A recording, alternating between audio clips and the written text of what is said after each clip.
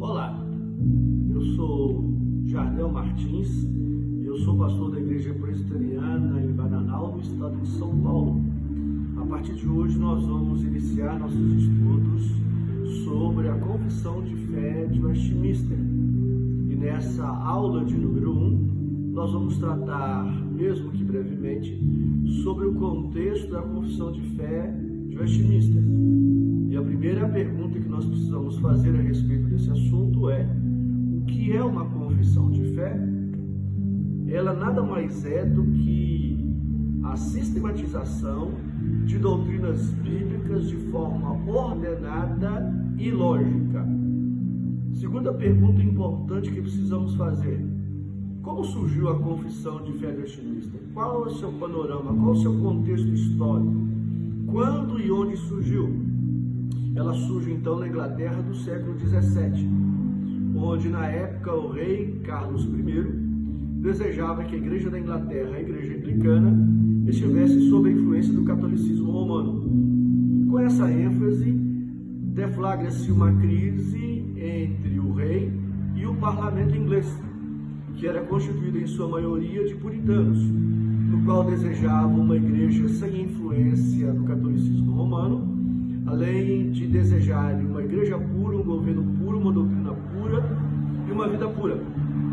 Essa divergência chegou a tal ponto que deflagrou e originou a Guerra Civil, que durou de 1642 a 1641, literalmente. Em 1643, nesse contexto, o parlamento convoca a Assembleia de Westminster, constituída de 120 teólogos, além de pastores e estudiosos reformados, para constituir o padrão de fé para a Inglaterra, para a Escócia e para a Irlanda. E o resultado, então, foi o que nós temos hoje, a Confissão de Fé de Westminster, concluída em 1647, juntamente com o Catecismo Maior e Breve. A terceira pergunta que precisamos fazer é: por que precisamos, ainda hoje, em pleno século XXI, de uma confissão de fé? Existem muitas razões, mas nesse momento, a título introdutório, eu gostaria de apenas elencar algumas das principais razões pelas quais precisamos de uma confissão de fé. Primeiro, precisamos da confissão de fé para termos uma unidade doutrinária. Aqui fica bem claro que a confissão de fé evita que cada cabeça seja uma sentença, que no contexto da igreja local, da própria denominação em si, não existam diferenças, divergências, desentendimentos a respeito daquilo que se deva crer ou não. Segundo, é necessário mesmo hoje em dia a confissão de fé para que seja um antídoto eficaz contra as heresias. Desde a época do primeiro século, desde Paulo, de Pedro, de João, de Tiago, houveram heresias, muitas delas negando a humanidade, negando a divindade, negando a unidade de Jesus, negando o céu e o inferno, dentre outros. A terceira razão, que a confissão de fé é um auxílio positivo na interpretação correta dos textos bíblicos. E hoje em dia, tanto quanto na antiguidade, cada um interpreta a sua própria maneira, o seu próprio jeito, o seu próprio pensamento, o que ele acha da Bíblia. Alguns interpretam alegoricamente, outros interpretam misticamente, outros a interpretam esotericamente, outros interpretam na perspectiva das mais variadas.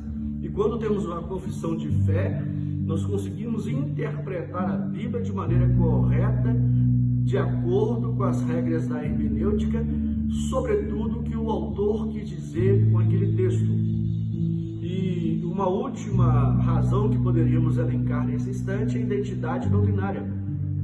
A Igreja Presbiteriana não é uma colcha de retalhos, ela não é um quebra-cabeça, não é uma igreja doutrinariamente fragmentada, dividida, mas muito pelo contrário, ela tem uma identidade. E qual a identidade dela? Primeiro, ela tem origem na Reforma Protestante do século XVI. A partir de João Calvino, que escreve as Institutas da Religião Cristã. Ela é fruto de homens como João Calvino, como John Knox, dentre outros pilares e colunas do presbiterianismo, do calvinismo na época. Ela é uma igreja que tem como princípio doutrinário a Confissão de Fé de Westminster, o Catecismo Maior e o Breve Catecismo. Ou seja, é uma igreja antiga, uma igreja que possui uma identidade própria, porque ela é baseada na Bíblia, a Confissão de Fé de Westminster, e é uma igreja que não abre mão dos seus princípios doutrinários. Por isso, então, precisamos de uma confissão de fé. O quarto aspecto que a gente precisa levantar nessa aula introdutória é como é constituída a confissão de fé. A confissão de fé, ela foi concluída em 1647 e ela possuía originalmente, naquela época, 33 capítulos. Em 1903, a Igreja Presbiteriana Americana adicionou mais 2 capítulos: do amor de Deus e as missões, e sobre a pessoa e a obra do Espírito Santo. Essa foi uma tentativa da Igreja Presbiteriana na época de tentar aproximar um pouco mais da teologia arminiana. A Igreja Presbiteriana do Brasil, ela adota, a Confissão de Fé de Westminster, incluindo esses 2 capítulos que foram adicionados em 1903. Entretanto, apesar desses 2 capítulos serem adicionados, não existe na Igreja Presbiteriana uma controvérsia, não existe um debate acirrado, acalorado sobre isso. E a razão é simples, porque a Bíblia possui uma teologia de missões. E o primeiro missionário foi o próprio Deus, que enviou seu Filho Jesus Cristo para morrer na cruz do Calvário, para trazer-nos gratuitamente a salvação. Segundo, não obstante a Bíblia trazer sobre a pessoa e a obra do Espírito Santo, foi de bom ouvido e foi uma inclusão positiva essa sistematização sobre o Espírito Santo, para que aqueles que a estudam possam entender de que o Espírito Santo não é energia. O Espírito Santo não é uma manifestação necessariamente prodigiosa, mas que o Espírito Santo é uma pessoa. O Filho é proveniente do Pai e o Espírito Santo é eternamente proveniente do Pai, do Filho, gerado pelo Pai e do Filho. Deus o Pai é Deus, Deus o Filho Jesus Cristo é Deus, e o Espírito Santo também é Deus, com os mesmos atributos, as mesmas qualidades, as mesmas marcas, os mesmos predicados. Por isso, então, não vemos nenhum problema da adição desses 2 capítulos, o capítulo 34 e o capítulo 35, sobre a confissão de fé.